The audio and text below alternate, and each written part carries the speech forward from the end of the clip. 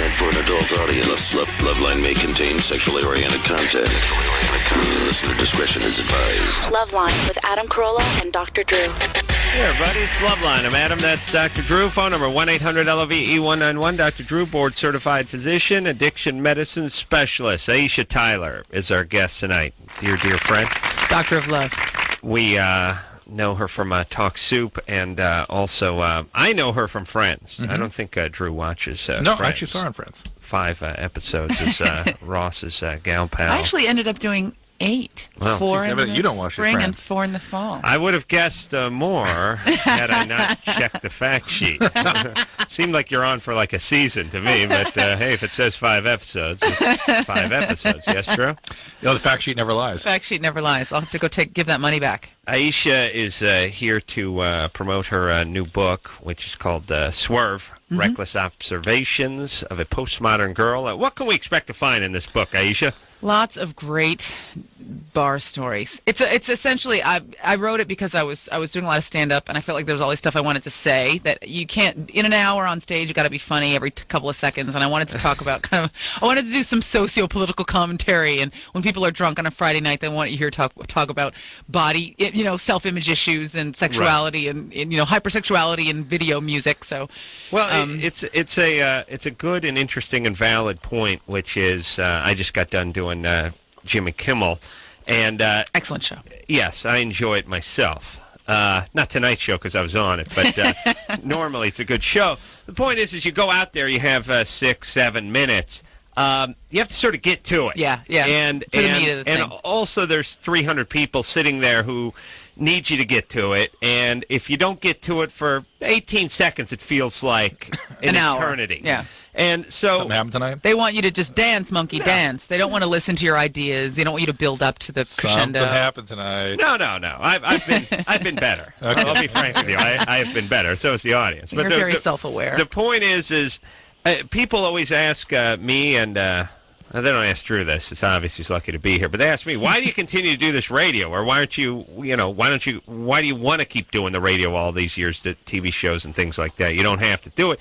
You don't get this kind of time. No. We ironically can't talk about this. Yeah, exactly. On TV. On anything else, right. And it's funny because I do a lot of TV, and people ask, oh, you have to go and do all this radio. I'm like, I love and have always and will always love radio. In fact, if anybody had half a brain, they would let people talk like this on television. Oh, yeah. It would do it's fine. so much more. Whenever They're you watch just a really great interview and people are confident, they're they want of it. dancing and clips, and here's a visual aid, and now someone's and God forbid, on television you have to build an audience. That's what you have to do. But what ends up happening, quite honestly, is once in a while Jimmy Kahn gets up there and waxes poetic about something that has no ending for 12 minutes, and it freaks everybody out sufficiently, so we just want him to tell the grotto story, and then it's time to move on to the world's fastest grocery bagger. Yeah, or the guy who can swallow pool balls or something like that. Yeah. I mean, if it would work out. I mean, it's sort of like the call times. If Pam Anderson didn't show up and late and hold up the tapings, and if the rappers didn't show up drunk and hold up the tapings, we could show up at the studio a nice leisurely 45 minutes to an hour before we actually have to do anything, which is it still seems like an incredible amount of time for me. But there's a handful of a-holes that F it up to the point where if we go on at 6, the call time's at 1:45. Because now it's the same with it's like airport security. It's like there's a couple of guys who may cause a little trouble on the plane, and for that, Grandma's got to take her shoes off. Yeah. It's really life, if you think about it. It's just a handful of people setting policy. Yeah, screwing it up for everybody. And it's a weird thing, and I know we're jumping around, but again, we can do this. It's the radio. This whole country is really sort of founded on the principle that the majority will speak, and then that's what will happen.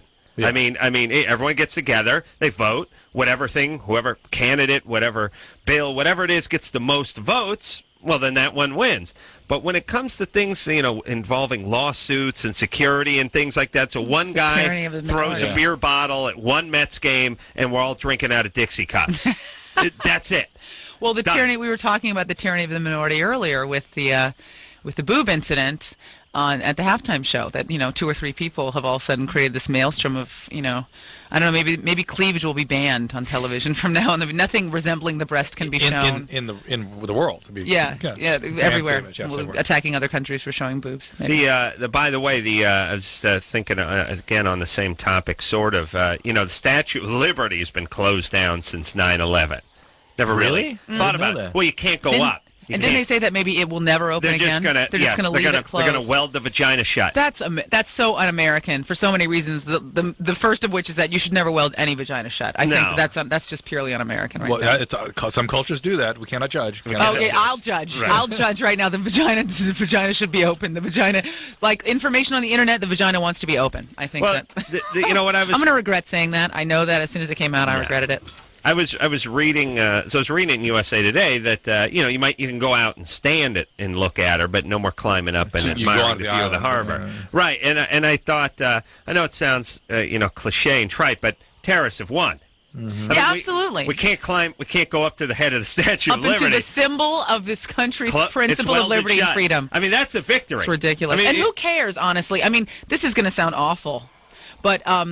It would suck if somebody blew up the Statue of Liberty. Yeah, that would suck. That would really suck. Absolutely. I'm not going to say it wouldn't suck. Right. But, there's a lot of worse things that could happen. That sounds awful, but I guess I'm saying, let's just worry about security on our airplanes and our major skyscrapers and our football domes. Well, and let people go up into the Statue of Liberty. Provide some security. I don't know, metal detector at that. What do you climb in? The ass, the mouth? Where do you go? There's a building in the base. There's a building at the bottom. Is there an elevator? No orifice. Can't you go up into the crown and you can look out the crown? But you go in. It's on a huge pedestal, big building. But not only that, but it's not like hundreds of people can go up there at one time. It's a tiny. Yeah, lots of people go up. But isn't it just an elevator and a stairwell? 30 people can fit into a cranium. You can screen all those people. I mean, you can screen those people.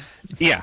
Look, here's the point. Whatever they'll say, yeah, sure, we could screen them. We don't have the resources to put somebody everywhere and protect everything, so we'll just close it down. It sounds sort of Pollyannish to say that the terrorists have won. It's like, hey, criminals have won too because we have to talk to our gas station attendant across a glass shield now. There's 1,000 things in our life that we do that are a pain in the ass because bad people have made us do it. Don't you find it a grand irony that essentially the one kind of like physical symbol of our nation's like principles of freedom is being closed up? It is ironic, and yet if there is such a thing as a time when it can be opened, the fact that it survives this time in history will allow it to be open. Point. I think there'll always be crazy people. I'm not sure who you're arguing for. No, but I don't. I really don't care. I'm Janet Jackson. I'm not arguing for her. Here's the point is obviously the terrorists haven't won, but the notion. They've done more damage than just the bombs and the body counts. Yes. And the fact that we cannot climb up to the top of the Statue God of only Liberty knows, by the way, is pretty symbolic. What it's doing to the psyche of my kids and people like that. I mean, they talk about it all the time. Yeah, I mean, I remember when I was a kid, and it was like at the height of the Cold War, and I was terrified of being blown up. I mean, that was all I thought about. And they made that movie the day after. Mental note. Yes, exactly. You guys you could head shrink me there. Yeah. Feel free to head shrink me. You know what? If you're a thinker, then that's all you do is think about how you could die. So, nice recovery. Do you remember the day after? Yeah. And I was so preoccupied with nuclear war at like the age of whatever, 5 or 6 or 7, that I couldn't. My mom wouldn't allow me to watch the day after because she was sure that would send me over the edge. I'm the most neurotic black person in the world, literally. Yeah. Yes, I am. I am the one. Like if you were looking for the neurotic black person, I am she. I don't like the stereotype. Is this where the uppity bitch paradox comes from? Yes, that's where the uppity bitch paradox comes from. You can read about that in a chapter in her book called "The Uppity Bitch Paradox." And it is a paradox. There's not so many paranoid black folks. We have real crap. I was going to say a bad word. We have real stuff to deal with, so we don't worry about imaginary crap. You know what I mean? We got people trying to shoot at us. I also like it being stoned a lot too, and just sort of flowing with things. I mean, not you, of course, yes. but, the black populace. But yes, everybody else is high. Absolutely. Yeah. Colin Powell burns every night. It's the same reason I say that the black man and a woman for that this matter. This is getting so exciting.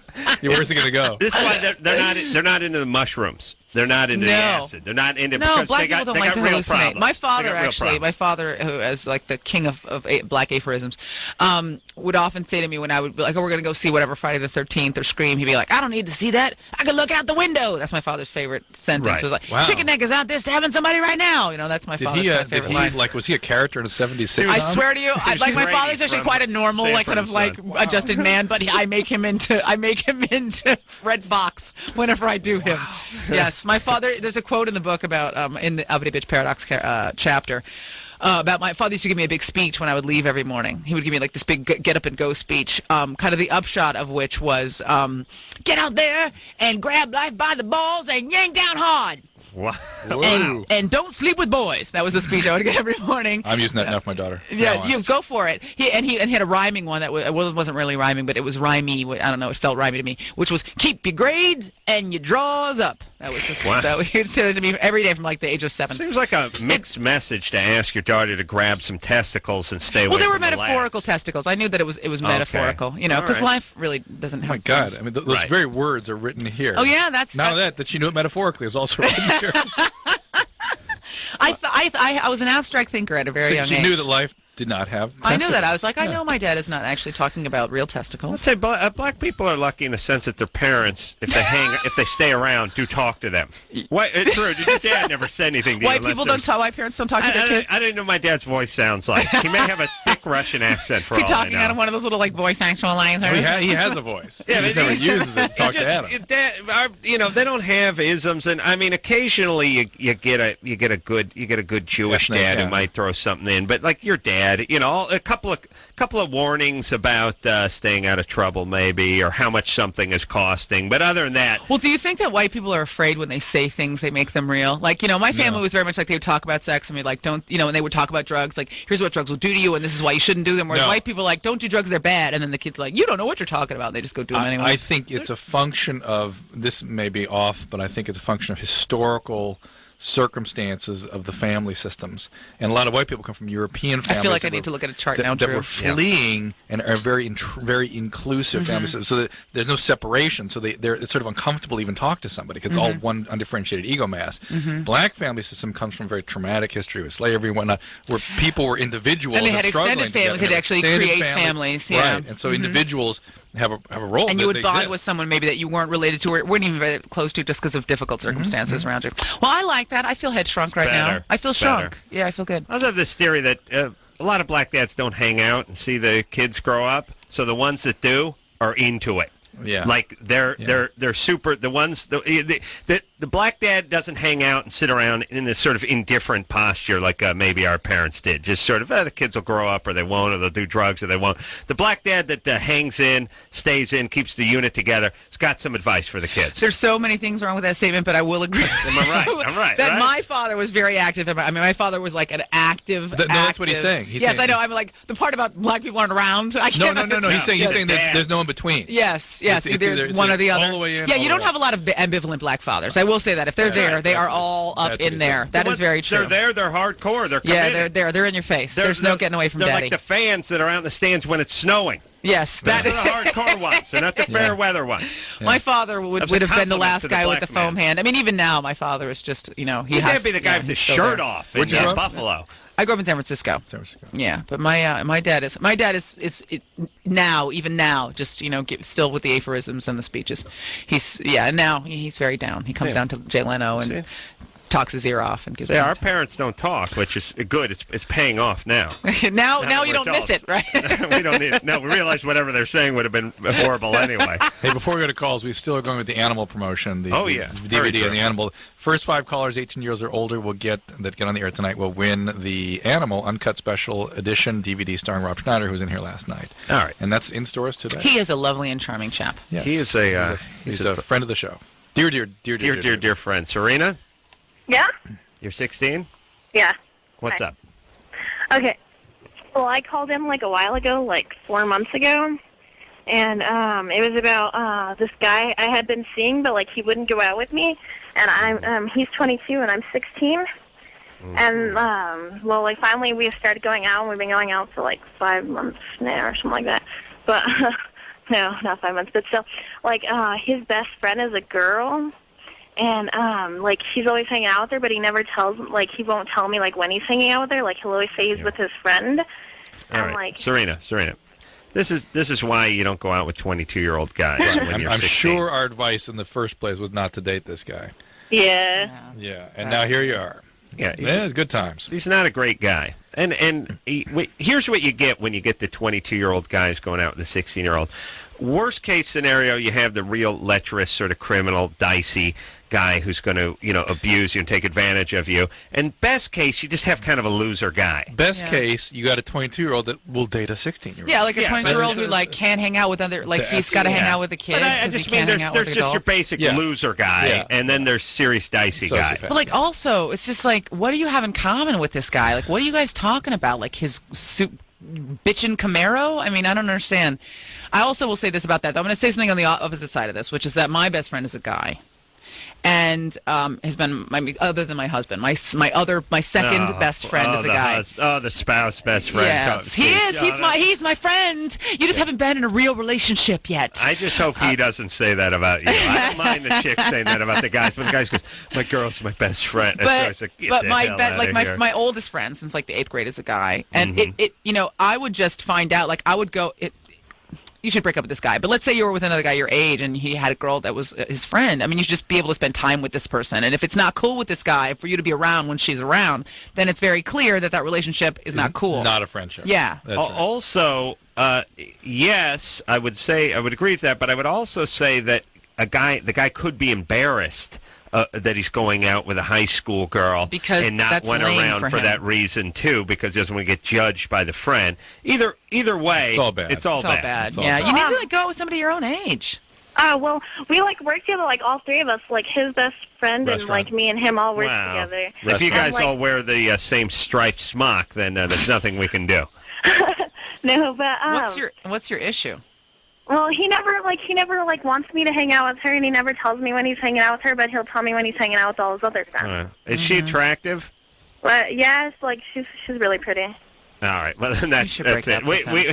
hate to bring up that aspect of it, but Drew, It seals that's it. where it You is. should seals break up it. with him. Yeah, that's it. Yeah. I mean, if he's hiding that we're relationship talking about from an you, a-hole then- guy. Yeah, So you can easily go to those primitive issues, and that's the hell's the story. just break up. Yeah. Yeah, Or, I mean, you know what? You got to don't be even- strong, though. You know what I mean? It's like you got to be a big girl about this. You know, I'm sure it's pretty exciting to date a guy a lot older than you. He's got a car and he's got money or whatever it is he's got going on, and that's exciting. But where's this guy going to be? Is he going to be around? You know what I mean? It's like he's lying to you and he's hiding stuff from you now. It's not going to get any better. It's just going to start sucking more. And let me say this: you should have a healthy respect as the young people are calling for your teachers, your parents, and folks like that. But don't think they're winners just because they're 5-6 years older than you. Like this guy, the only thing he's got is he was born 5-6 years before she was, therefore he's a winner. When you get to be that age, if you're at where he's at, you'll consider yourself a loser. You will be mortified when you think that you dated that guy. Yeah. when Oh, you'll you're be 22. so embarrassed because I dated an older guy when I was your age. I dated a guy who was like 22 when I was like 16. Oh my God! And literally, it was. I'm upset. I'm honest. I'm not afraid to be honest. I'm not afraid to tell the truth. And like literally, like I was embarrassed. Like the day after I broke up with him, I was like, "What was I thinking?" Because clearly, this guy was just trying to sleep with me. That was all he wanted. How long did it last for? Until I didn't sleep with him, and maybe it's like 3 weeks. Like that, yeah, he put in 3 weeks and That's realized good. it wasn't Well, going to pay off. And all right, then he walked is away. that is learning. Yeah, That's totally. fine. I think women kind of need to go through. You know, because that I was like, thing. oh, he's got a great car and he lights Yeah, just yeah. cigarettes for us. Oh, boy. You know, it was like, Oh, oh, my so lame. I mean, you know, what the hell? Break up with this guy. I just immediately think of the I found character. myself being attracted to this man as he's talking about the It was cigarettes. it was hot. He would like the cigarettes and he'd hand me one, and they were Nice. Newports, and he had a leather Sweet. jacket, and he was in the Marines. I and it was all immediately good. begin to think of the guy from Dazed and Confused, the Matthew Matthew McConaughey. Yeah, J.K. Livin. That's exactly what I think Right? of when you talk about these I mean, at this age, like if you were 40 and he was 45, okay, whatever. But you guys aren't in the same place in your lives, and there's nothing that you have Right. that should be That's right. in common. Done and done. All right. She's never going to break up with him. No. Stevie? That's what we Not do. a We million just years. Not a million years. blow Just words out talking in this into Well, space. no, we're the trying ether. to we're trying to talk to all the other ones out there that are about to fall victim to this Let's kind of hope. behavior. Don't do what I did. Stevie, Hello. you're 17. Hey guys, how are you? Hi, Stevie. What's up? You're on with Aisha Tyler, by the way. Hi, Aisha. Hi, how are you? Good. I think you're hilarious. Thank you so much. That's awesome. Thank you. First, I just want to say, Dr. Drew, I've been reading your book, and it provides so much insight into the situation I'm going through right now. It's tremendous. Oh, good. Thank you. My question is directed towards you. My mom's a drug addict, and she's been in and out of rehab several times throughout my life. Just recently, she was on probation, and she was forced to take monthly drug testing, so it always came back clean. But now that she's off probation, I feel she's using again. What's her drug of choice? Painkillers, Vicodin. Okay. All right. Just a few days ago, I found receipts to the pharmacy signifying that she did. Okay. Well, there's no doubt she is, so. So I confronted her today, and she basically kind of passed me off, really turned the situation back on me. Of course. Yelled at me, and it's been going on for so long that I just want to know, because my family's fairly conservative, and no one, everyone wants to keep it quiet, and no one really says anything except myself. So, all right, here's what you can do. Here's what you can do. There's not a lot you can do. You've got to understand that she has this disease just as if she had cancer or heart disease, and it's not something you can control or do much about. But you do have some leverage. One thing you can do that is essential for your own health and may actually have the highest probability of getting her to move towards more, to really embrace treatment more realistically, is for you to go to an Al-Anon, you to go to a codependency meeting regularly, get a sponsor, and work the steps yourself, because that disengages you from the dance. And the identified addict will feel that separation and get a little freaked out by it. When you really have had it with their disease and you start growing in a recovery of your own, you won't put up with this crap anymore, and they'll see it, and that freaks them out. They really believe they're losing you, and they begin to put the pieces together that's their disease that's causing them to lose you.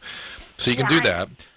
And then you can call her doctor or other pharmacies or whoever else prescribing these things and notify them that there's addiction here. Well, she keeps bouncing around from pharmacy. I know. Just listen. There's only a certain number of pharmacies in your area. You can call them all. Okay. Just it's been going on for several years. I remember when I was really young, she would, I know, go Stevie. I don't know. Go to Al-Anon or get a therapist. Getting on the horn with the pharmacist. No, I don't think that's the best. But see, Stevie really wants to do something. That's the best thing she can do. But otherwise, it's going to Al-Anon herself. Yeah, I think she just go to Al-Anon. All right, that's fine. I don't want to tell your business, but I think the idea that she's going to be responsible or somehow make the change is a bad. No, you're right. direction. I mean, one thing is, you sound like you're very self-aware, and you're very aware of what's going on in your mom's life. She's parentalized, which is sort of which sucks that you have to kind of be the parent in the situation. But I would also just for your own sake, I think what Dr. Drew said is great. You need to start to like make a life for yourself and create a space for yourself that feels safe. But you should also just not be afraid to be honest with people in your family. When people are, because a lot of people, they're enabling this, they don't want to deal with it, and you should be like, you guys, this is bull crap that you're not being honest about this, and get maybe an environment around your mom where she feels like she doesn't have anybody that's making it safe for her to be an addict. But then that's the difference between a black family and a white family. Black family, it's easy to speak out. White family don't talk. Yeah, my family's all about interventions. We're like, I won't take it anymore. You always eat all the pie. Stevie, another good book for you is The Drama of the Gifted Child. That will sort of tell your story a little bit. The Drama of the Gifted Child? Yeah. I can tell that's you. But you sound really strong, and don't feel like that's an incredible thing, and hold on to that, and don't ever feel like you're wrong for what you're doing. There you go. Okay. All right, good luck. Very much. Have a good time. So yeah, good. All right. I like to contribute something to every call. That's good. Always you do. Well, it's either abundanza, pizza for one, or what you gonna do? What are you gonna do? It takes all kinds. Yeah. Or good times. It's been a while since Cyber Adam has performed on the show. Hey, it takes all kinds. I really think I just laid down 5 drops, and I don't think I have to show up anymore. No, that's it. Well, just throw them in there. For diversity, you can show up once in a while. But you probably, if you go home, you might think of another 10 or 15. We'll try. Gems. We'll try. Aisha Tyler's here tonight. By the way, her new book is Swerve: Reckless Observations of a Postmodern Girl. When we come back, we'll try a little Cyber Adam, so we can take a call. Yeah, it's a good time. Yeah, I don't have to do anything. Only with you're just going to go to the can. It's 5 drops. Yeah, good times and takes all kinds. Takes all kinds. It'll work. Boy. You'll see. All right, we'll be right back after this. Hey everybody, it's Loveline. I'm Adam. That's Dr. Drew. Phone number 1-800-LOVE-191. Aisha Tyler's in studio tonight. Swerve is the name of the new book, Reckless Observations of a Postmodern Girl. And tomorrow night, we'll have Drew. You got 3 punches in the first 28 minutes of the show. Tomorrow night, Jeff Probst will be in here from Survivor. So Very exciting. Yeah, I'm excited to meet him. I do really enjoy that show. And also, it couldn't get any harder this year. They're just dropping them off. Yeah. They're not giving them fire. Well, they ultimately did, right? No. Well, I don't Two know. of them got fire. Well, No. they have to make it. They have to gotta make make it. it. If you don't make it, you don't get it. I mean, I'm sure at some point they'll have to get it. I thought the contest, the last thing they did, they didn't. No, they didn't get fired. They gave it, I mean, in the environment, but they couldn't take it back to camp. Not only that, but apparently these people are all getting dehydration sickness. And are Listen, old what's his name, Rudy, you cannot take a 75-year-old man. He will die fast. organ failure. Yeah. I mean, that is some serious ass. I don't understand.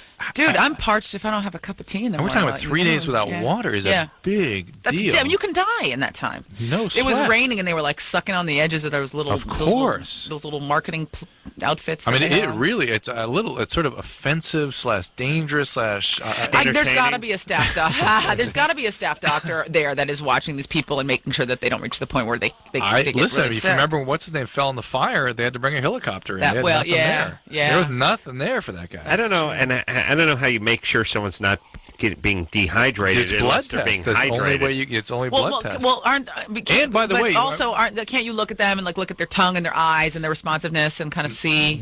I could see through television they were in trouble. Really? Serious trouble. And not only that, when Jerry was here, she talked about the refeeding.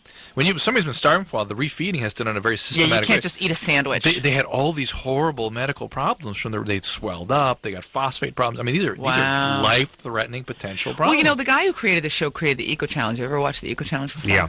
I'm obsessed with the Eco Challenge. The Eco Challenge is Survivor-like to the nth degree because they're actually true athletes. This is like a 300 to a 400-mile race. Oh, yeah, I heard about Right? this. No sleep, no rest, no stopping. And these people, I remember one year, a girl vomited up the entire lining of her stomach. Well, But, that's, really? yeah, I mean, I think you just sign What's up that and you look like? I don't know, just placenta. blood. I have no Just idea. It's blood. just Oh, it's blood. crap. But the Okay. point is that these are athletes. They've agreed to this race. They don't sleep. They eat as they run. But and, young people can withstand a lot. yeah. But I mean, Rudy must have said going in, I know the risks of this. Yeah, but who assessed No one's going to let me die. Rudy right? is, Don't they have to go undergo like a medical test or something? I worked on Big Brother, and they did nominal psychological Well, testing. but Big Brother, those guys are like fighting over the toaster. But the point is, they were like, "Oh, we're doing psychological testing." Oh, really? Nominal, No, yeah. nominal. Yeah. It's basically, are they psychotic? That Yeah, was like, are basically they going to stab somebody with a that? plastic Are they spear? violent? Are they psychotic? And that's it. All right. Well, here's the thing. You can be in perfect health and then not drink for a week and be in fall into trouble. bad And health. yeah, that's right. The other thing is, it struck me is, we spent, as humans, we spent the entire part of our existence up until this point trying to get things. I mean, trying to put roofs over our head, safe. trying to get food, trying to package things so we had them. Yes, trying to protect ourselves from the elements. And the last 3 years, it's just been all of us just diving outside and seeing how far we could run before we drop. So what is that? I mean, I think that's probably like a natural human response to everything feeling kind of manufactured and managed. I think the feeling is we got to keep moving forward, and if we create an environment that's too comfortable for ourselves, then we'll take ourselves out of the environment and keep scraping like and the clawing. animal. I think it's rebels. complete denial of the biological reality and no sense of there being a difference in nature. It's like, no big deal. I'm fine here in Los No, but Angeles. I I'll mean- be fine on an island. But no, problem. I mean, look at it this way. It's like now what you have to do is, because there's no physical challenges in life anymore, we have to create those for ourselves. You're right. There's something. But again, let Susan. This is hold on. This is like a dog. You bring it home, you domesticate it. It needs to chase something. It doesn't needs go to on run, living and in it a needs house to now. attack. Relax. But Yeah. again, the denial to me was so evident when Susan, they go, okay, listen, this will eat your brain. You're going to get these parasites. You're going to have diarrhea for the rest What's of your going to eat her brain? What life. happened? There was water. the water is infected with very dangerous pathogens,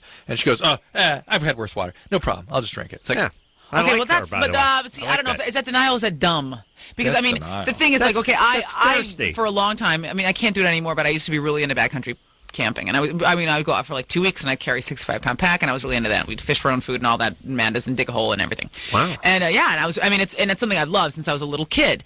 And but there was never a point in any of that. And I was a pretty accomplished backcountry camper that I was like, I'm just going to drink this water. I mean, it was about education. I knew what could happen, that I could get very sick and I could She die. believed it. She didn't believe it. All Well, right. that's because she was an can I say idiot? Well, let me say bring up 2 points. A, you're desperate. I mean, when you're thirsty Yeah. and nothing's I happening, and understand you're that. looking at the water, and you've had a long, lucky lineage of drinking crappy water and you're fine. Well, she's I like a could see where you'd make lead-infested a move. well, and she came out just fine. Number two, if the producers are smart, they do clear up that water. They tell everybody it's tainted well water. It needs to be. I mean, I can't so imagine they that avoid, CBS would put themselves in a They position. That is a avoid good point. liability. They would put That's a good themselves in a point. position where they would put anybody in jeopardy of dying. I don't believe that. I think Right. that, you know, I think if you have a water that's infested with parasites that could kill or maim the person somehow, close and it you up. give them no way to sterilize that water, you're going to be liable if something happens to that and person. you see her with the cup and taking it to her lips. You don't And stop. nobody stops. I would Yeah. I would say that right, that that's a may good be a point. little Hollywood magic. All right, there. well said. Thank you, Rachel. Yeah. You're Hello? 25. Yeah. You know what I like about Drew? He's always man enough to admit when I'm right, and so am I. Go ahead, Rachel. And I'm always man enough to admit when you should admit I'm right. I love having my mind change. the That self-actualization expands in my here mind, is right? overwhelming. Thank you. Yeah. Thank you. Go ahead. Okay. I've been on a depot shot for 3 years, and I haven't had a period since. And I just recently was supposed to get my last shot, and I didn't because somebody told me that it's really unhealthy to go that long without a period. And I Who just told you wanted that? to- Wait, Rachel, who told you that? Internet Actually, dude. no, it was a military doctor, actually. A military doctor told you that. Yeah. Well, the Depo-Provera shot, when it is working, stops your period. You do not have periods when you're on. You have nothing but bleeding for the first 3 months, sometimes for the first 6 months, and then it shuts down. You have none after that. Right. That's the way it goes. That's Well, the way it is works. that And okay? Is It's it healthy? just fine. And in fact, people are moving towards taking the birth control pill continuously. So even when you take the pill, not the shot, but the pill that we're so used to, the people take that continuously so you don't have a period either. There's nothing special about having a period. And isn't it Oh, when you're man. on a birth control, on some kind of birth control method that it's not like the blood is building up, but it's doesn't- not coming out. I mean, you're Right. not creating it. That's right. Right. You're not creating, and because the pill suppresses that from happening. But the morning after pill is going over the counter. It's getting closer and Oh, how closer. exciting. Fantastic. Oh my God. We could get that when I was in college, you know. All right, Yeah, you Rachel. can get it with a prescription. But it's going to be over the counter. Let's talk to David. Don't go off your birth control. Don't get pregnant. That's lame. Yeah, this would be a good PSA for you. Don't you Like, there think? you I go. believed her when she scared me. When she I said mean, that. I just get right. I don't want to I'm not going to couch it in sparkles and gems. Getting pregnant is lame. If you're not married or in some kind of situation where you can support a kid, it's just And lame. this is again back to the denial of biological reality. Throughout human history, even since the industrial age, 1 out of 5 women died in childbirth. Mm-hmm. It's a dangerous condition. Yeah. Yeah, worse than It's drinking also that dangerous water. to have a kid that you can't take care of. I like when your old boyfriend, David Schwimmer, would do those PSAs where he'd ask you to talk to your kids. Yes, David cares. He Yeah, he cares cares. about the kids. Let me say something to the CBS, the NBC folks. It's condescending when you have celebrities who don't have kids to tell people to talk to their kids. And by the way, you got to be a little more specific than talk. Yeah. Talk to them about drugs, perhaps. It's very share an enjoyment condescending. with you. PSAs are like 15 seconds long. They're trying to save the world. I in always 15 like seconds. it that they have to be in the middle of something. Schwimmer's got to be sitting there just putting the final touches, just putting an article to bed on his laptop, and then look up. Hi, I'm David Schwimmer. You have to be doing something before you just do the PSA. He's sitting on the Now You Know stage in a little Just sit chair. there and deliver. Don't pretend like we interrupted something. You were busy. What happened? A camera crew and a boom mic rolled in. Okay, let me just finish this article later. Hi, I'm David Schwimmer. Please talk to your kids. Drew, you have kids for years. Before Schwimmer gave you that advice, it'd be like, I didn't talk to him before that. Daddy, am I going to be able to play Little League this year? Daddy, am I going to get? Daddy, can you help me with my homework? What's 3 times 7? God. You sound like Scooby-Doo, right? That's right. Yeah, thank Christ Schwimmer's giving us a heads up on I Aisha. opened up and started speaking immediately when I first saw that. Talk to I'm the respectfully kids. abstaining Talk from to this your conversation. kids. Thank God NBC got on top of that. I'm going to respectfully. Well, and how does that get pitched, by the way? Hey, we got to do some PSAs. I think got a theme. How about you open your mouth and something comes out? Same guys that brought us Hogan's Heroes brought us that. Oh, Christ almighty. Talk to your kids. How condescending. I don't even have kids. I was ready to kill them. Schwimmer. Come on. Does Schwimmer have kids? No. No. he's All not right, then married. shut up. But he cares. I mean, I don't have He kids. cares. And He I cares love enough to take kids. the I heads up. love the kids. And by the way, what happened? They should tell us it's coming, because what if we don't have a scratch pad ready to write down these pearls of wisdom? Hold on. What did he say, honey? I don't know. I think he said something about chalk. Oh, Christ, it wasn't that. I knew it. We should have TiVoed it so we could figure out what to do with our goddamn kids. Please. This is it. This is all. The This only is the fish problem we with had to this fry. argument is that there are so many screwed up kids out there. You think that there are probably people Yeah, for whom a gem such as talk to your kids would probably be a pretty useful piece of information. I'm sure there's a guy just taking a drag off a crack pipe who just turned the corner because Schwimmer looked up from his laptop. Honey, come out from the meth lab for a second. Schwimmer said we should start talking to the kids. Well, I thought we were going to beat them and burn them with cigarette butts. No. Turns out that's wrong. Oh, no, yeah, you can do that too. Just make sure you talk gotta about talk. it. At the same time. Honey, I'm going to burn you with something called a Tipperillo right now. Hello. Oh, I thank prefer Christ. a Newport. Swisher You said Sweet. Newports. You like the Newports. Newports. Newports are a fine cigarette. Schwimmer's telling us to Maybe talk a to the merit kids. or a tree. Yeah. All right, we got to take a break. Cyber Really Adams wouldn't call coming that back. break. It was Cyber Adams. exciting. Well, you we had got the girl with the depot shots. Don't get pregnant. It's lame. I like that. Drew, let me just one more quickie. Let's just say your daughter came up and said like, I want to go ice skating. Can we go ice skating, Daddy?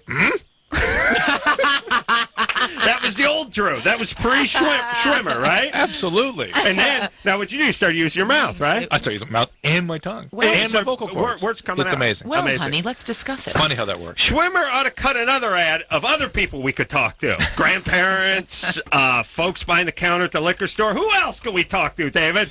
Is it just the kids? Now I'm confused. What if the mailman comes by? You allowed to speak to him? How's that work, Drew? I've always spoken to him. Drew, it would have been funny if you grunted. All right. Aisha Tyler is here tonight. We'll take ourselves a quick break. We'll be right back.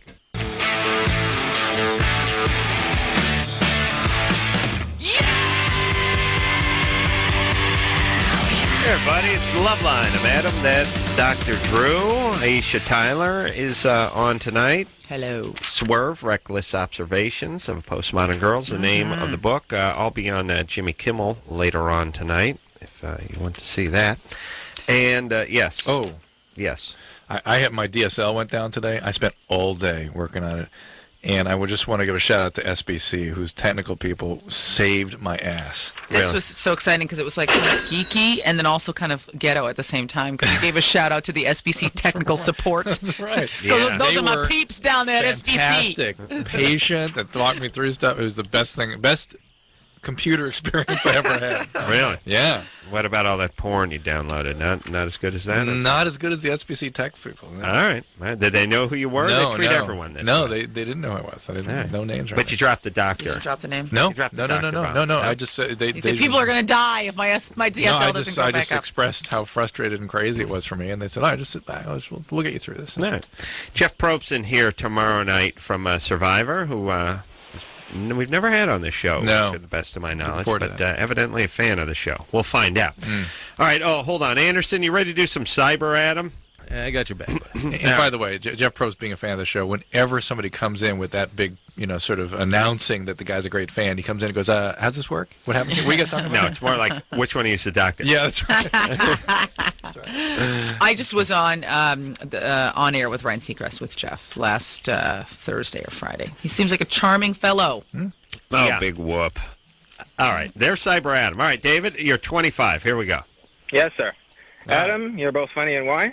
Dr. Penske, read your book. I enjoyed it. It changed my opinion of addiction. That's why Right. you make the big bucks. Fantastic.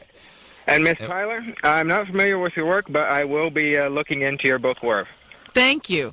Check it out. Swerve. Good times. Swerve. I'm writing a story for my creative writing class inspired by Loveline, and I'd like your input on the scenario I present in the story. I've got a basic idea, but I want to hear what you guys think. I go. Okay. It's basically the Loveline setup, the names are changed and everything like that. It's a call-in talk show. Good Why times. change? Why change the names? You don't have to do that. I felt I didn't want to. Go ahead. Go ahead. To, I guess. Go ahead. If it Go turned out to be a bad story. Slow day, and then you have an old caller call in who. That is a Call cancer, them before. Aisha. She's looking at vulvar cancer. Drew brought in this book on reconstructive and plastic surgery of the externa genitalia, and it's just I'm never going to sleep again. I think is All what right, I'm so saying. go ahead, David. With that, yeah. Shut up, everyone. Talk. That All was right, a great we're answer. listening. We're listening. Go ahead. Okay. Old caller calls in, and Yeah, go ahead. she's calling to report how she's doing after you told her to leave her abusive boyfriend. All right. And she states that she's doing fine, but her boyfriend is with her now, and she's got a gun on him, on her, and he's demanding that you guys tell her to get back with him. Hey, it takes all kinds. Okay. And? And I wanted to know what your reaction to that sort of scenario would be. To keep somebody on the line as long as possible and find a way to trace the call, which we've done in the past. Oh, have you? Yeah, and usually we get some information about where you're calling from, so we would immediately get the local police on the line Right. and send them out all over the place. And we've been able to do it. We've been able to Because track somebody makes a people call down. if somebody makes a call like that, they're in a desperate situation. Yeah, they're we've been able looking to for help. track that down. Then I would try to get the guy on the phone Right. and talk him down a bit. And then I would then we'd call local authorities here also and try to get them, see if they have any negotiating people or somebody that we can get in here. Okay, I hadn't Just thought of that. And the whole thing would be to keep the thing going as Keep long him on as the possible. phone. Just keep him on the phone. And we would, I doubt a call like that would get on the air. I just think the screeners would pick up on that. But if it got on the air, we'd have to get it off very, very quickly. And understand, and we've had weird stuff happen. If you remember, Fletcher from Pennywise held us hostage here, claiming to have a grenade. Oh and my we had to God. have the SWAT team in the next room and stuff. It Holy was the craziest Billy on damn a thing. stick. Yeah, it was good times. That sounds like fun. Takes all kinds. Drew masturbated to Thomas the Tank Engine once. All right, David. Thank you very much, sir. There you go. Good You times. understand why I hate our callers, even the ones that have been raped? All right. Well, I'm back. That's love. That's love. How'd right that there. go? Don't you know? You were here. That was Cyber Adam. I went to the bathroom. I couldn't tell. I'm confused. Cyber Adam's better? Cyber Here's Adam. my, I'm confused. Here's What my are you take gonna on do? Cyber Adam is succinct. I would say that about Yeah, a him. little less of a blowhard. If Cyber Adam can draw the same paycheck as Flesh and Blood Adam, that's the day I stop showing up. I understand. That's my goal. All right. What did Anderson know? I don't know. You got a cut? I would have to get a cut of that, though. Anderson. Definitely. He'd be the master seller, yeah. He'd be bumped up from, well, I think he's in single digits by the hour now, but I mean, definitely well into the $20 double an hour, digit. yeah. Well, not that far. Okay. That's Not why I that make far. the big bucks. All right. Mike? Yes. Long-time fan of y'all's. Aisha, I loved you on Talk Soup. Thank you so much. Got a little bit of a problem. I'm 25. I've been married for a year and a half, but I have serious addiction problems with everything. But I've got an addiction to pornography, and I'm obsessed with sex all the time. So you're an active addict. You're currently using. Well, Using pornography? We said he's addicted to lots of things. What are you using? Well, I'm a 3-year recovering alcoholic. Got it. Okay.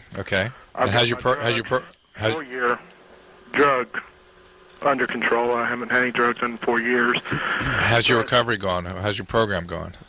Good. All of that's going real good. But, So you still have daily contact with your sponsor? No, please. Yes. No. What's Contact. what step are you on?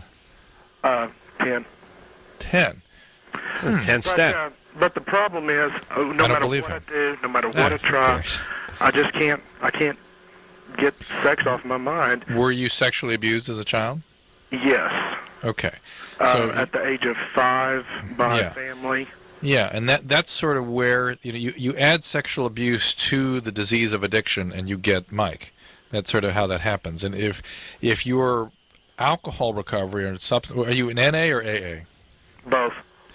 Wow. And you have a sponsor in each? Yes. Wow. Usually, a lot of NA guys have this problem. So, first of all, you need to maybe do an inventory around this issue with your NA sponsor. Yeah. And and you might get the big book for SA. It's a white book with a white cover, and sort of goes into some of the detail about sexual addictions.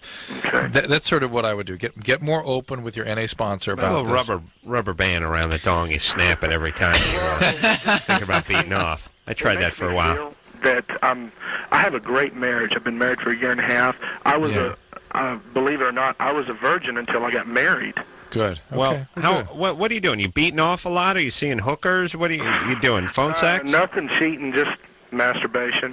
Yeah, having the internet pouring into your computer is like having a crack pipe there. Yeah, that's why Drew went nuts without his DSL line. That's right, it was for 10 tough. minutes It was today. tough. I feel like because noon through 5 o'clock is jack off time for Drew. That's me time. That's Drew time. I just feel very guilty because my wife. All right. We have Well, a look, relationship she's dynamite lady. Listen. But how often are you beating off? every day, Once a day?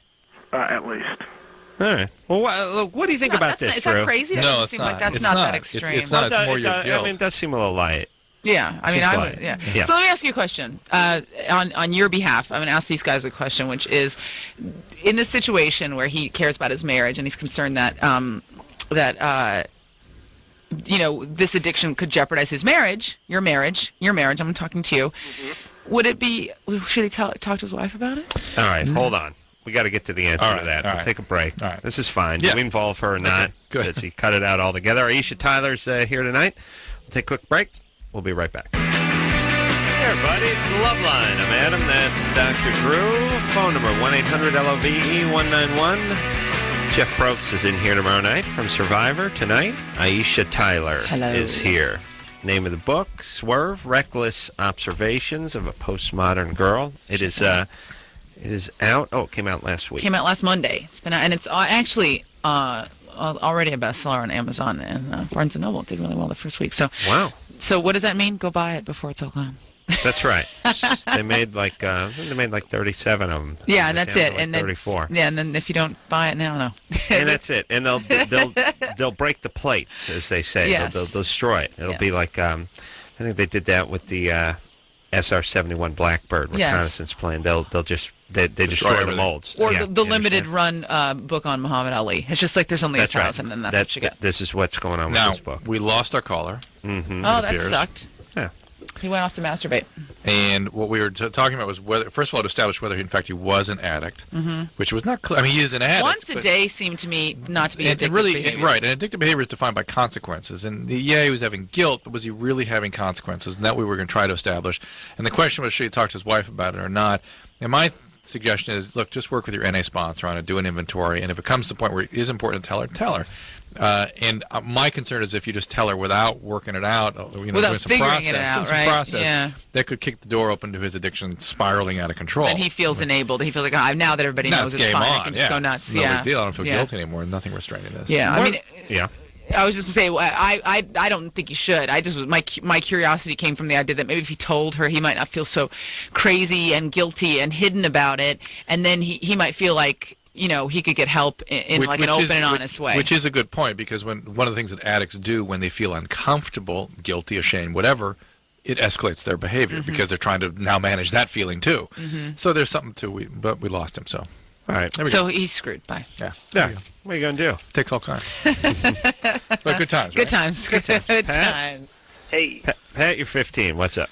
I got a question. I need some advice. So I was at school today, and my girlfriend comes up to me, and she was telling me how she thinks it'd be cool if we had sex in a confessional booth, like in a Catholic church. No. Liar. No, it didn't happen. No, really. Bogus. No, it can't be. Yeah, Well, it Like, it is. you guys can think so or whatever, but it's not. Like, Yeah. Well, it might have happened We in do a it is. joking way. It might have been a topic of discussion you guys had, but I don't buy that this was something that she seriously wanted you to plan. Bogus. no, well, I don't know. I thought it was kind of crazy too, and like it kind of freaked me out, because like I'm Catholic, but I don't go to church like often. Like only when I'm at my mom's house. Yeah. We're intrigued by your persistence, Pat. Yeah. I do like the way you're pushing forward here. Yeah. But we still don't it's- believe it. It's sort of like on American Idol when they tell them to get out and they keep singing. But look, what's the question? Should you or should you not do it? Exactly. That's why it's a bogus No call. question. No. What? Why? I mean, the question. The answer. There's would no be, question. The answer There's no to the question would be no. I think. Yeah, you the know answer, that Pat. already. The answer to your question is yes. Forge ahead. Yes, have sex in the convention booth. Perfect idea. What? Yeah. There's no question. That's an easy question to answer. You could have answered that yourself. All right, yeah. Well, I don't know. I just Right. wanted advice. Yeah. But you just wanted to invite some discussion so you could get a little hot dialogue going before Yeah. you hand over. Here's the keys to bogus calling, Pat. You have to. Something's got to be at stake. Right. There has to be a question. There has to be something you genuinely need an answer to, not just a People- statement. You're They, making a they statement. make announcements. Yeah, you're announcing They don't have something. questions. Right. That's right. All right. You're announcing your girlfriend came up with a bizarre idea. Dear That's Penthouse right. Forum, I never thought it happened to me. And by the way, it's not. And when something is a genuinely, totally bizarre idea, the question's not, is that a bizarre idea? Right. Kyle? Hey. Hey, you're 16. What's up? Yeah. Man, first, I want to say, Adam, you're so cool, man. You're like my idol. I love you. Thanks, buddy. Now I'm scared. Yeah. Okay. My girlfriend, I got another question about girlfriend. She's, like, always wanting sex. How old is she? How old is she? 16. Uh-huh. Yeah. And, All right. I mean, yeah, at first it was cool, you know, but, like, it's starting to disrupt my, like, life, you know? Like, Yeah. school, taken away from school time and all that, so... Is she? like, Is I wanna she? know, Does she have some issues? Was she sexually abused? you know, I don't really know. I know she doesn't go to school that much, you know, she cuts a lot and all that, Yeah. you know? Yeah. And I just want to know, like, what I should do about it, what I should tell her or something, because... Well, she may need a little bit of help here. Maybe there's something more going on. Certainly more than you can do Certainly. Oh, Kyle seems perfectly capable. to do the therapy. Yeah, that's what he said. Years of training, years of work. Well, like- How like- often? How often does she want sex? You know, sometimes, like, you know, on easy days it'd be, like, twice. Sometimes you get up to Easy 4. days when she's letting off easy. Right. Yeah, sometimes you get up to 4 or 5. Ooh. Do you guys, like, are you guys friends? Do you talk about stuff, or are you just always, like, doing it? No, we don't talk much. I mean, You just have sex all the time? we go out and stuff, you know. We With also other- go on dates. Together, or, like, with other people? I should not much time left in the day. 5 times. Right, that's, like, that's exhausting. Yeah, they got to get to Well, it. I guess my question is, like, you know, is this about this girl being a sex addict, or is this Yes. about the fact that this couple has, like, no intimacy that isn't sexual? Well, this And she's looking for intimacy, any kind of intimacy at all. Yeah. So she'll take it sexually. She'll take anything she can get. No, Mm-hmm. that's Becoming quite cathartic. Would yeah. you say? I liked it. I thought it sounded thinky. The doctor is the guy with the degrees naysaying. It's just me. not the way things get played out. It's just. But I mean, like, if this is a girl who has intimacy issues, or she's not getting enough intimacy in her, like, in other parts of her life, this is the only way she can feel close to somebody. Yeah, she will do that, and she will accept an abandoning guy just So, using her for sex, do you but she think if- won't demand it 5 times a day. Okay, so I guess the flip is if this guy was being able to be like a In friend to fact- her and intimate with her in other ways, maybe she wouldn't want to have so much sex. No, No. because in fact, Not bad, unless she but were no. a sex addict or sexually abused, she wouldn't be up for 5. She couldn't really imagine 5 times a day. Yeah, that You seems have like to have that seems like a special- working girl Right. situation. Yeah. Here's the other thing, too. When a woman's needs aren't being met outside of the bedroom, where she needs a little more hand-holding and a little how was your day, they don't pay you off by I agree having with more you. sex I with agree them. with less you. sex. In You get every cut other, off. I agree with you. Being one of them, except for in the situation if this girl has some kind of crazy background where she's all messed up in the head, and for her, maybe she was abused, and sex was the only affection she got from somebody in her life. It's true, but the sexual abuse creates a trauma that is never fulfilled, that is constantly, repeatedly acted out, which is sex. If she merely had an unavailable parent or whatnot, then she will accept sex as a substitute for intimacy. But she wouldn't be driving from hard. an unavailable guy. Yeah, this Yeah. guy would be like pushing her away All or right, whatever. so he wouldn't be cooperating with 5 times. What does a guy do? Does he sort of impose limits?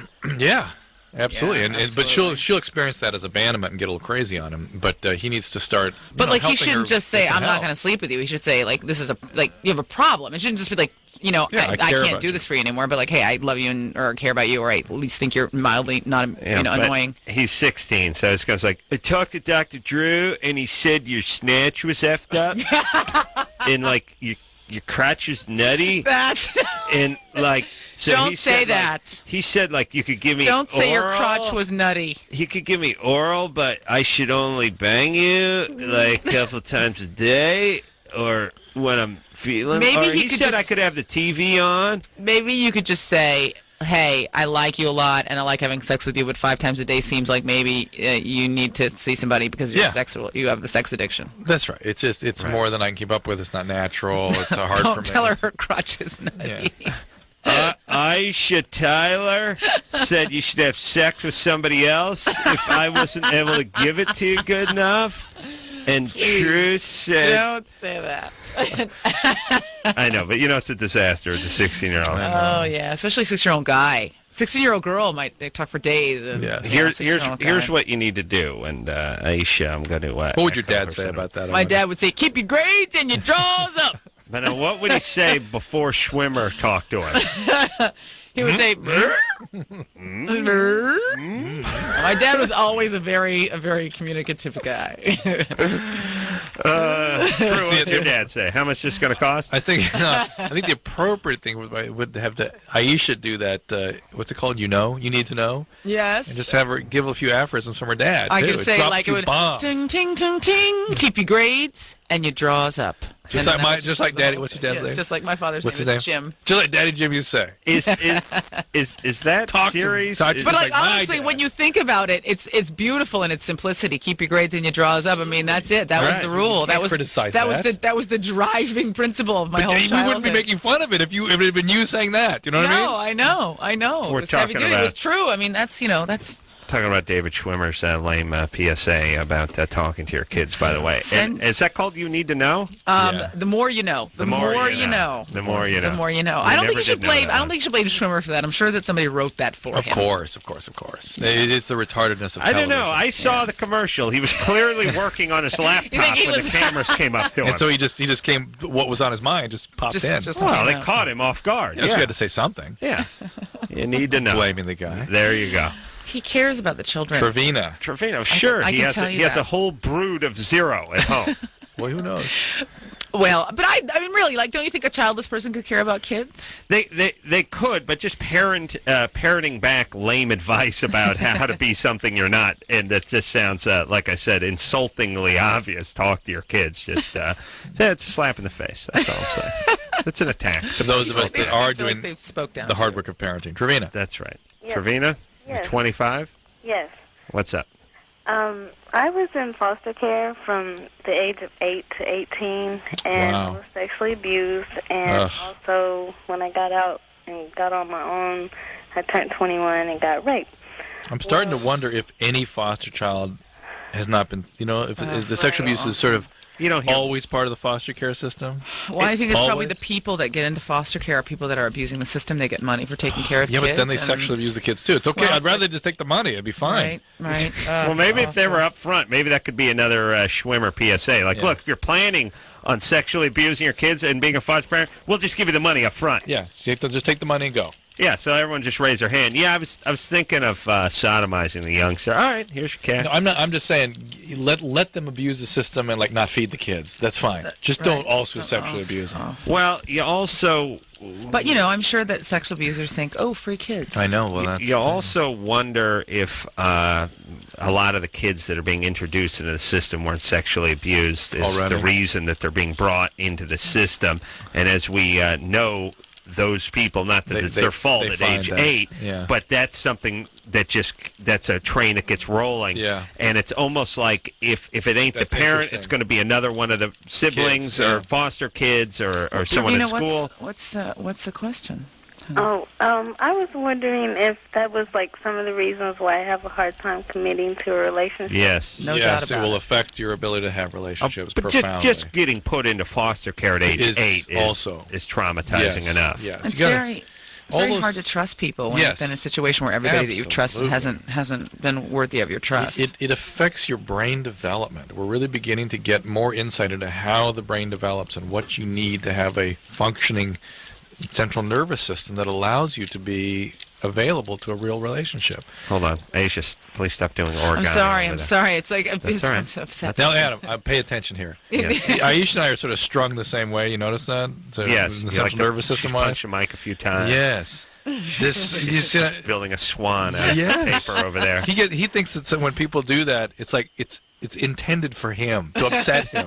No, because it's in his field of view. You're doing it volitionally to upset him. Untrue. Meanwhile, It's just how we're wired. he's doodled a map of the Western world on that piece of exactly. paper over there. I've Have you solved the quietly- grand unified theory, Adam? It's very disturbing You're to lucky me. I don't know what that means. I quietly doodled over here where Drew has actively punched the mic 4 times tonight. That's all I'm saying. So, Trevina, Yes. it's really great that you realize that about yourself, because that's, I think, a good step in the right direction, that you understand that what's happened to you in the past is affecting how you relate to people right now. Right. I'm sure Dr. Drew will probably tell you how to get on the path to getting better, but it's really good that you already understand that about yourself. Yeah, Yeah, maybe get some.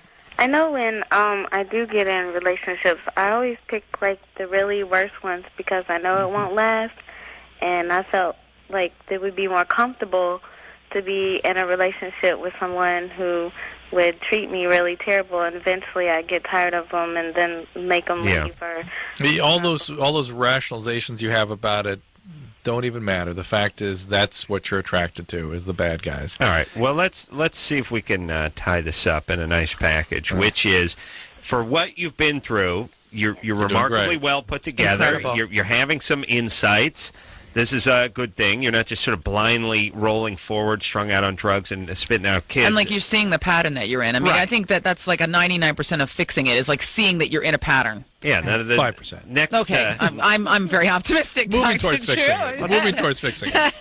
99% out of, let's say, 400. 400. Okay, There you 400. go. There you go. All right. So, Trevina, can you get any counseling for this past abuse?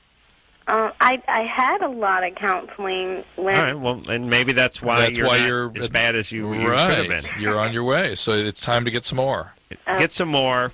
Don't have any kids. Get your don't have any kids. Get your feet on the ground and keep looking at the stars. The message I would give everybody. Whatever. Are you reading something out of a book now? Here's my Casey Kasem's book. What's it called? You need to know.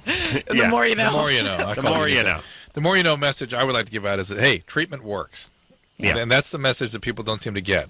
It's that you can access treatment and treatment works. And you can stay in it. I mean, it's not something that you just do for a couple days till you get better, and then you go sprinking off down there. And somehow people understand if they get a knee mangled in a motorcycle accident, it takes many months, maybe years to rehabilitate. The brain is even slower at recovering. But Drew, let me ask you this. Let's say Schwimmer didn't come out with a PSA directed toward counselors to speak to their therapists, to their patients. Yeah, I mean, what might that sound like if I came in and said, "Look, I can't stop living in the past. I can't stop blaming my parents. What should I do?" Murr? Murr. Time is up. That's it. All right.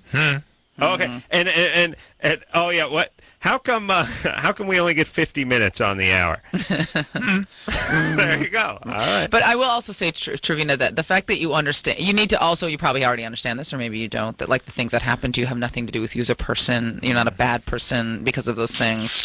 I know this is like very easy stuff to say, but I mean, you see a lot, and you need to like hold on to that stuff and stop being in situations with people that suck. You know what I mean? You're worth more than that. I know I'm sounding like a combination of Dr. Phil and like the back of a tea bag, but I mean, the fact that you know that these things happen to you and they're affecting the way you behave now means that you can change them, and you probably need help to do that. No, you but don't sound like Phil, because Phil would say, you just need to choose to make a difference. Like, you can't choose. Your brain doesn't have those mechanisms in place. But just being aware of it, I think, is a good step. Yes, I think, it absolutely is. and maybe get people around you that aren't guys. I mean, if you keep picking these awful guys, pick other people in your life that you're not sleeping with that are great and love you and treat you wonderfully, and have your, spend Hey, time Aisha, with them. next time Adam takes a night off, will you come in here and sit in for him? I'd be happy to. 'Cause we had David Allen Greer do it a couple nights ago, and he saw your name up there, and he goes, "We have to have a new show. It's Dr. Drew and his two black friends."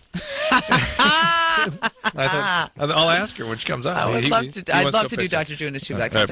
I'll come up with some more aphorisms like, you so crazy. I don't know. I'll come up with some stuff that I can say on the show. Yeah, you'd have to black it up. Yeah, I know. It's very upsetting when people they hear me on the radio and I sound like a 40-year-old white woman in a dirndl skirt and glasses, and then they see me on the street. Yeah, it's very upsetting. I know. Telling camping stories is not going to cut it. I know. You know what I'm saying? I'm just saying, black people, we can go into the wilderness. We can set down our salty snacks and move out of the the perimeters of the urban center. Yeah, we can do it. You didn't. Oh no, you didn't. That's more what we're looking Yes, for. I snowboard and I go camping and I do. Yes, I do. I have to recast this. Yeah, I know. Recast It's it. fine. No, It's not fine. I can black it up. I can urban it up. I'd be going snowboarding, it'd be crazy. That's pretty white I'd too. be pulling like a 280 stale fish, all crazy whack with the flip. All right, I'm sorry. I went to college. Don't be angry with me. Be angry with my parents. All right. They made me go there because my dad said to me, as we all know now, keep your grades and your draws up. Yeah, Well, she did both. and this is the result. That's There you right. go. I'm a childless girl with an Ivy League education who apparently, even when she tries to sound black, cannot. And I'm so sorry about that. I'm going to take some classes. Don't apologize. Trevina will go to therapy, and You'll Aisha redeem Tyler. yours- Aisha's going to go to the black it up classes. No, you're just going to redeem it up with that show we're going to bench. Okay. They have a black Berlitz, like a black Litz, where A black Litz, yes, with some tapes. Give you some tapes. No, I saw Ebonics on the list of languages that they. Oh, that they- okay. It's been it's one of those things where, like, if you don't know it, you can't learn it. It's like, you can't, if you're not a live it. Shaolin monk, you can't become a Shaolin monk. You're just born to the Shaolin way. You know what I mean? It always feels false afterwards if you learn it later. Or the Wu-Tang You're Clan. born to the Wu-Tang Clan way or not at all. That's the way it is. I am in a hip-hop video right now. I don't know if you know how hard I roll. I'm in a Rockefeller Family video right now. Wow, I roll really? with Kanye West and Jamie Foxx and Those are both the people, Twista yeah. video. Those are all people of my tribe. It's Kevin? very exciting. Kevin? All right. Wait. I think he's asleep. Kevin? Yeah. There he is. What's happening? He was asleep. Earlier tonight, my girlfriend and I were fooling around, and I guess she wanted to feel, or see what it felt like if I put my penis inside of her, Yeah. How did that actually go? What was that conversation like? Oh, I guess we were caught up in the moment. Right. Yeah, and you were like. All right. Well, that's an interesting way to put it. All right. Keep going.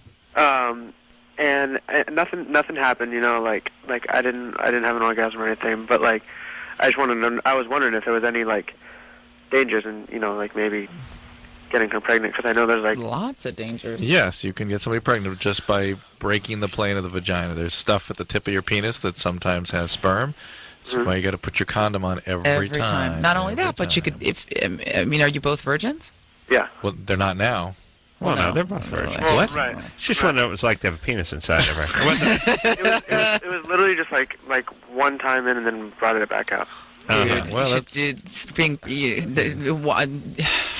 do you and this girl want to be pregnant? I mean, there's no halfway in. Right. It's in or not in, and once it's in, you can get pregnant every time. and you're not a Every virgin. time. Yeah. Well, look, let's not be ridiculous here. If you put your penis in somebody once and pull it out, you don't have as great a likelihood of getting them pregnant as if it's in there for half an hour and you have an orgasm. That's Half an hour. What planet are you on? Planet unrealistic time. 2 minutes and you have an orgasm. Yeah. It feels like half an hour. I know. You don't like working, I know. What I'll do is I'll put it in right at the end of a half-hour sitcom, so it's like, well, I made it through the sitcom. Well, it's the last break. They were just wrapped. They were rolling credits before you got in, but it still seems like, well, I did it for the entire. According to Jim. That would make it feel like longer than a half hour. Yeah, that's why he chose that one. All right, so here's the thing. This is what happens when you're sort of young and you're Retarded, virgin and you're feeling your way through life and all that kind of stuff. You got to wear a condom if you're going to have sex. And putting a penis in a vagina is having sex, not virginity. There's a very good. Now, we're not saying it's likely that she's pregnant, but there is the technical, mathematical possibility that she is. And I don't know how long ago he did this. When did he do this? Earlier tonight? Yeah, that's what he said. Yeah, the morning after. Wouldn't be a bad idea.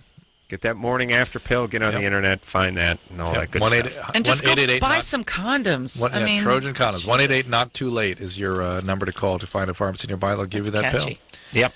All right. Don't get pregnant. It's lame. If you're going to build a cyber Aisha, I want that quote to be in there. Yeah. Well, we Don't might. get If pregnant. you It's settle lame. into Drew and his two black friends. We use that all the time. We'll be using that all the Because time. if you just have one, it's like an aberration. But if you have two, you're down. And let me It's like tell a you, posse let me if you tell have you two. something. this. You need at least two black people to form a posse. You're not finding your blackness with us because you're sandwiched in between two pieces of white bread. When you don't think I look blacker by contrast? You look blacker, but you're not finding that spirit. When Dag rolls into the studio, you will find your blackness. Well, he will bring it out. Dag actually comes with like a cloud of blackness, just kind of floating all around him. It's he's got he's got extra blackness like in his pockets in the trunk of his car. That's right. He will force you to be blacker. I'm here to say that there is a diversity of blackness out there. Yes. And I am of the school. Yeah, this is what our show's about, right here. Yes, there's a diversity of blackness out there. Blackness is not just one thing. We don't all have to be sporting the gold chains and the droopy pants. I put forth that the new age of blackness has a college degree, drives a car that costs more than $40,000 a year, pays taxes, owns real estate, engages in snow sports, and pronounces their words correctly on a regular basis. Ladies and gentlemen, who's with me? You have arrived, sister. All right, I can't even. It's me, Colin Powell, and that guy at Harvard who keeps teaching the classes on rap music. What's his name? He was in the Matrix movies. What's that guy's name? I don't know, but and by the way, I know we're. I like that. I know the black folk have collected the Colin Powells and maybe the Tiger Woods of the world. We'll take Condoleezza on odd days. We'll take Condoleezza on odd days. Colin, I don't know how. Are both his parents black? He's biracial. He's biracial. Mm-hmm, he's biracial. Yeah, and Tiger Woods has an Asian mother. I mean, why do you guys get to claim? We have so little, Adam. Okay, so we'll get. Okay, really? But here's the thing. I mean, you've got the real estate and the whole voting thing and the street lights and the police. So let's claim the brown people. Can we have the brown people? Can we? All I'm saying is we should be able to go like, all right, you get Tiger Woods. We're going to need Colin Powell. You can take Colin. I'm fine. You can have Colin, and you can have that guy who runs the FCC because I think he's biracial as well. But we don't want him. And nobody wants him. No. You got to claim them all. That goes to this diversity thing we're going for. Yes, the African American diversity. Yes, all but the point is, there's. I mean, I will say, like in all seriousness, there's this like tyranny of culture where it's like you have to be one way to be black. Yeah. And coming up when I was always I was always put down for like not being like hard enough. And I would love it if you'd be down if you like went to college, man, and didn't get pregnant. That was cool, and you to just, we will be. I love hip hop. We'll promise to be colorblind here, but not so colorblind that I start making racial jokes because that happens sometimes too. You know what I mean? Like you don't know. Well, every once in a while you forget yourself. Guys in the thing. But they're blacks. All right, we're going to take ourselves a little break. Aisha Tyler is here tonight. Don't judge, just read. Yes. The book, read the book, Swerve. And we'll be right back after this.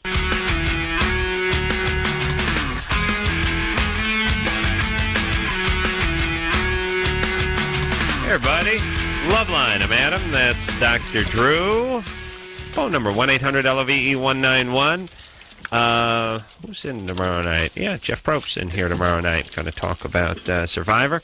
Aisha Tyler is in here tonight. And the book is called Swerve, Reckless Observations of a Postmodern Girl. Drew has thumbed through the book and has been entertained. Yes, Drew? I love it. Yeah, it's it's funny, and I, if I did say so myself, but I wanted to write a book that was really, really funny. It's not like what comedians typically do, which is put their act in a book. Lots of sex in here. There's a lot of stuff about sex in there. Mm-hmm. Lots of stuff about sex, lots of stuff about sexuality. I wanted it to be a really, really funny, fun book to read and a conversational book, but there's also some issues. There's some stuff about, hip-hop videos and popular culture and reality shows and curvy girls and body image. But it's also a book I think that guys really like. A lot of guys have read it because it's, there's stories about me going to strip clubs and me getting bikini waxes. And well, if we can beat off to it. But well, honestly, must you beat off all the time to everything? Because it just gets to be, What are you saying? I don't know. What am I saying? Hold on, please, don't interrupt while I'm beating off. I'm just saying your right hand is starting to resemble a claw, Adam. Well, that shows how much you know because I jack with the left. Right is remote hand. This one that looks like a cylinder. You'll know which hand I use because when I travel, I keep it a Crown Royal sack. and then I have actually travel separately. And then you rub it in cream every night so that it stays supple. Well, I don't rub it in. I soak it in cream. It out. What are you talking about? I have my valet take the roll. Very carefully roll the sack off. Adam won't shake hands. He just bows so that he doesn't sully his gorgeous man's. Yeah, I've had it insured with Lloyd's of North Hollywood. It's a different company. It's a guy that you gave $20 to a guy make sure named Lloyd who lives out in Lancashire. Yeah. All right, let's keep right by on. that place with the giant donut. Keep it on. I was just thinking to myself with books and reading. Remember how I didn't read before? How it's hard Drew? and stuff? Yeah. With the advent of TiVo. You still don't read. I don't even read street signs now. Yeah. But no, honestly, I got to tell you, Done. I read a lot in college, and then I got out and I was working, and I felt like reading was such a chore. It was like a job I had to do, and so and then now. I started. It's a pleasure now. Yeah, it's a joy. Yeah, I can't. I take him into the bathroom. My legs are falling asleep on the toilet. I can't stop. So I think if you just got back into it, Adam, you would just start. He never read. I believe it. You never read. You never. So back into it is not relevant. You know, I'm going to do my next book's going to be a pop-up, which I think would be geared perfectly towards you. Yeah, and put it out on TiVo, and then we can talk. True. I think people think I'm kidding when I explain to them that I never read a book. Yeah. Don't read. You know what? It's not that I think you're kidding. It's just that reading is so awesome. Yeah. Do I sound like the more you know commercial now? Reading is awesome. Adam is a victim of LA Unified School System. Yeah. I mean a victim. Yeah. And as a result, ain't no reading. Just hates reading. No. Never. No. It's not a matter of hating it. It's just don't do it. Just not in your life. No. Never did. Never read. Can't. What? Well, I can read. Yeah. A little bit now. Oh, how But dare in terms you, of sitting down and reading a book, it'd be a chore for you. Yeah. It'd be painful. Yeah. Oh, that's a bummer. That is because that system didn't. Yeah, public schools. I have actually there's a whole chapter in there. The Uppity Bitch Paradox is about how I went to private school. The reading just comes in, so you're just soaking it up. Well, you just love it, yeah. But if you had to if the reading had to be a process for you. Yeah. I mean, there's a whole thing in there about how public schools essentially cater to the least common denominator, how they treat you like an idiot until you feel like an idiot, and you feel angry, and then you don't even want to kind of pursue anything that's meaningful. They make you think you're an idiot. And then I tell this whole story about how when I went and I ended up in public school, I got in yelling matches with my teachers constantly because I just felt like they were treating everybody in the room like we were jackasses, and I was always getting thrown out of class for yelling at my teachers. I got to be honest. But the thing is, you wouldn't have been if people treated you like you had something to say, you had an idea. Kids are just treated like they're dummies to be kind of herded here and there. How long were you in public school? For 4 years, by 8th grade and then the 10th through the 12th grade. Wow. And I was just lucky that I had gone to a great school and kind of had my own study skills and kind of knew, a little bit about what I wanted to do. But, I mean, I was constantly being thrown out of class in public school because I was like, we're not retarded. And they'd be like, keep it down, raise your hand, shut up, march in a line, Wow. And I hated it, yeah. So I write about that because it was just, and that's the thing. I think kids in these schools, really smart kids get frustrated and they start to act out. And then for them, school's just a waste of time. Whereas if anybody just took an interest in them and spent some time telling them your ideas are important, what you have to say is important, kids wouldn't be calling you on the phone talking about asking a question about how my girlfriend wanted to feel like it felt, and now I don't know, could she get pregnant? It's like, the answer to that question, dude. Well, not if you went to LA Unified. I wasn't that smart, quite honestly. It wasn't. You were underachieving. No. Oh, you're incredibly intelligent. You were not given the skills you needed to keep. Yeah, I mean that's the thing. It's not about your mind. It's just about your ability to express yourself. Yes, it could have had everything to do with school. They didn't give you the skills. Yeah. I want everybody to know that Dr. Drew has on a lovely pair of Ugg boots. That's right. I just want to say he's quite stylish. I mean, him and Cameron are just rocking the Uggs and looking quite fly. Let's address that for 1 second because I happen to have some Uggs as well. You normally wear them. And I normally wear them, but I did Jimmy Kimmel Live tonight. Yes. And 12:06, I believe it comes on. And I'm wearing a suit, but we always dress in our pajamas, which includes the Uggs. Why wouldn't And I find myself flopping around in these Uggs because I dress like a homeless person. And a homeless girl. Homeless woman, yeah. Okay, yes. I thought I made that clear. Yeah, okay, good. The point is everyone has been looking at me going, star effort, where'd you get those, Mr. Trendy? What'd you do, open a People magazine, see Cameron Diaz were they given to you guys? And, yeah. Well, Drew has been sporting the Uggs for a number of years. Doctor's just rocking the Uggs. I mean, he's rocking them hard. More than 8 years, and I've had mine for a couple of years, and because Drew inspired me, and they weren't that popular. Now I feel like I have to defend myself when I wear them. That's the problem. That's the problem with a trend is all of a sudden, you're not a pioneer anymore. Yeah. I refuse to. I don't have any Uggs. I have some little clogs that are Ugg-like that I'm rocking. If there are some other slipper-like shoe that somebody would send me that I could wear out of doors, I have some I'd wear amazing. those. There's some they're like called like run dogs or big dogs or raw dogs or something, and they're like UGG clogs, and they're dope as hell. Oh yeah, I've seen those, So I'm not sure if that's warm enough. They have no heel, right? No, but they're but they're full of lambskin, and there's puppies in there and kittens and stuff. They're really warm. Yeah, they have to kill like 30 kittens in It's one just, shoe. just a whole basket of kittens in each shoe. I mean, how can that not be nice? You stick your foot into a basket of kittens. How can that not feel good? Jason? Hi, how's it going, guys? You're 22. What's up? I've been with this girl about 8 months, and it's starting to get pretty serious, but she's been with a lot more people than I have, and we live in a small town, so it kind of comes up a lot. I was just wondering if it's something that I'm going to get over, that I should get over. I'm just imagining a scene from like Best of Show. What scene are you talking about? With Eugene Levy's wife keeps running into people. Oh, right. Yeah, or Boogie Nights. Hey, Jason. Yeah. Here's the truth about this. You will get over it. Yeah. You will. It's not flipping a switch. It's just sort of it'll slowly bleed out of you over the course of years, if you stay together for that period of time. If you're in an environment where you see somebody she slept with every other day, or you work with this person, or this person delivers your groceries, or picks up your garbage, this is going to slow down the healing process. How many guys are we talking about here? That's another assessing whether. She's been with like 7 or 8. I've been with like 3. No. Oh. You'll get over it. That's nothing. You get over it. I mean, unless you live in like a Himalayan yurt. That's 7 or 8 people's If number. you're living in a yurt. Not quite that bad. Okay. All right. You'll She's be banging fine. a You know, Sherpa I mean, or something. be a big man. You love her. I You think like her. You like having her around. I mean, people have sex. You know. You're just jealous. But here's the I'm jealous thing. of him. He is. Yeah, Here's don't the be thing, jealous too. though. At Why? 22, it's a biological event Yes, for a guy. yes. It just is. Yeah. And here's the thing: if you didn't run into one of her exes, you would get drunk, open the scrapbook, and start looking through her senior photo album and start pointing at guys who want to. Yeah, this is what 22-year-old guys 28, do. you're over that. Mm-hmm. Yeah, you Over. start. Yeah, because you're. You don't ask at 28. You're waiting to die. Yeah, You're waiting to die. at this Oh, point. is that the line? Is that when Yeah, you yeah, start yeah. waiting to die at It's 28? it's not that you've become mature; it's that you stop caring.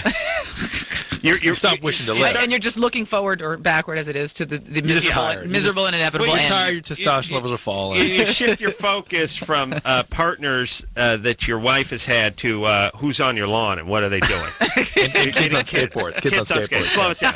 Yeah. And keep and turn down that crazy music when you're spinning hubcaps. Your number one pastime becomes walking around your neighborhood, and any car that goes by faster than 8 miles an hour, you give the horrible stink eye to. Like, what are you, some kind of maniac? Escape Do you remember the day that you I'm like, oh, too fast. I don't remember when that happened, but I turned it to my mother. That's awful. Start calling people Mister. Slow it down, Mister. Slow it down there, Bob. Hey there, kid. Yeah, you. Yeah, hey, why don't you scram or skidoo or 22 skidoo? I'm gonna. You got mud on my raccoon coat. Raccoon coat. Oh. Yeah, that's and what his happens. UGG boots.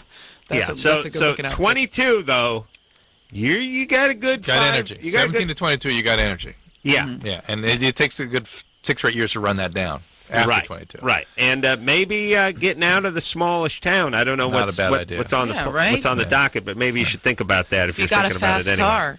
Yeah. Yeah, well, slow it down if you're driving through me or Aisha, Sam. I'll tell you that right now. Beat it. Yes, because I'll throw something. I really do. I will pass people on my street, and they give this look like they're walking in their entry hall to the bathroom, and I pass them in my car. Like, in their volume, what the hell is this guy doing? What is he trying? It's like, it's a street, you idiot! But then when it's you, you're raising your cane and you're throwing your mug of coffee into the street. Oh, I'll reach in and grab my lower dentures and throw it at the kids. God damn you, kids! I really just like the indignant look of, what is this? What should I be doing, you old coot? Pushing the car up the hill? What would you like? Me run out in front of the car and lay out cones or velvet rope? I love how you just completely flip sides of this I'm mad argument. at both of us. You're like on every angle of the argument. Yeah. Slow it down. Speed it up. God, I know. Yeah, I really would like you to get out, pick up your car, carry it past them, and then set it back down again. Yes. And See, continue driving. Adam doesn't give that. Although he wants them to slow down, he doesn't give that madman look. No, like they're crazy. He just gives them the He just gives them. eye. He gives them, well, hey, cut it out. Hey, knock kids, it off. So, you with your hot rods and your craziness. The reality is, I love a ballsy maneuver on the road. Yeah, I love it. I love it when the signal turns green, the guy hooks the quick left in front of the traffic. That's it's entertaining, if nothing it's else. It's nice. I say, here's a guy's pushing. Yeah. He's moving. I like this. He's living on the edge. Aisha Tyler here tonight.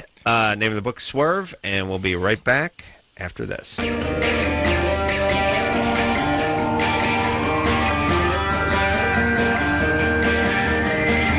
everybody, it's Loveline. I'm Adam. That's Dr. Drew. Aisha Tyler's our guest tonight. Good evening. Swerve, name of the book, Reckless Observations of a Postmodern Girl. Jeff Probst here tomorrow night from Survivor. And back to the phones we go. Cliff. Yeah, hey. Yeah, hey, you're 17. What's up? Yeah, I'm 17. Dude, I was about ready to hang up. I started falling asleep on the phone. I'm so glad. First of all, Adam, awesome guy. Great. Drew, you there? Yeah. Drew, you... No, I went home early. I listen to you guys every night. Thanks, Aisha, buddy. Aisha, right? Aisha Tyler? Yeah, it's Aisha. The most gorgeous black woman I've ever seen in my life. Well, that's a wonderfully qualified You and Beyonce compliment. are up there at the top of the list. Oh, thank you. Very true. It's nice company. First of all, I wasn't molested by my dad. I said that to get on the show. All right, fair enough. Sorry. Come here and give me a hug. Yeah. Every hour. No, but man, me and my friend Zach have been listening for the past hour and 45 minutes. It's been on hold for 99 minutes. Yeah, he deserves some credit for that. Yeah, absolutely. But, by the way, I want a little credit for making him hold for the 100 minutes before I went to. Did you guys not see me there, Cliff? No, I just know when it calls. I know when calls are not going to be bear fruit, so to speak. It could say currently being molested by Dad, and if Drew got a bad vibe, sitting naked on Dad's lap right now. Drew wouldn't go to it. Yeah, that's kind of soul he is. Anyway, so what did you call about? Damn it. Damn, I've been on hold so long, I can't remember what I was going to say. You just want to heap some praise on me. That's fine. That's natural. Give me one second. Yeah, okay, damn. Okay. Here. I like Cliff. He calls a radio show and forgets why he held called. this long. It's like I want him to get it out. But Hey, Dr. Drew? Yeah, Cliff. Are you Jewish? No? Kind of. Kind of? A hint? I was raised for a little while that way, and my mother was not. So. Like a dash of Jew? Like Yeah, a dash. Salt yeah. almost? Yeah, Dash. Yeah, well, your dad's Jewish, right? Yeah, I mean, his That's the extent. doctor I'm a Jew. part. It's the cheap part and the doctor part. But I'm down mom, with Jews. mom is not, and according to the Jewish faith, if your I'm mom's ethnically not, yeah. screwed, right? Yeah, I'm down. Okay, buddy. That was exciting. All right, Cliff. Here we go. First of all, I want to say hello to everyone at West. Yeah. All right, that's it. This is not Street Soldiers. Are we doing shout-outs now? Let's hope he never wins an Emmy. What am I doing up here? I want to say hi to the conductor dude in the band. It's cool. Just started so poorly, and then it went downhill from there. Yes, it got worse. Now listen. Here we go. You stay on hold for 99 minutes. You poop out. People they're holding and they're sleeping on the phone. They're in bed, right? Mark. Sure. Mark. What's up? 26. How's it going, Adam? How's it going? Good. Good. I just want to ask you, what exactly constitutes a sexual addiction, and how do you go about getting treatment for it? Do you have to see a specialist? Or... What are you doing? You do need to see people that have as their primary practice treating sexual addictions, because it is a very difficult and specific thing to treat. Yeah, tell me about it. And the addiction is really defined by consequences. You compulsive, sexual compulsive is someone who can control it to some extent and who doesn't have a family history of addiction and has never been addicted to any chemicals. A true sex addict usually is someone that's been addicted to a chemical, always a family history of addiction. Both compulsivity, sexual compulsivity, and sexual addictions, usually there's a history of childhood sexual abuse. Well, what are you doing? What are you doing now?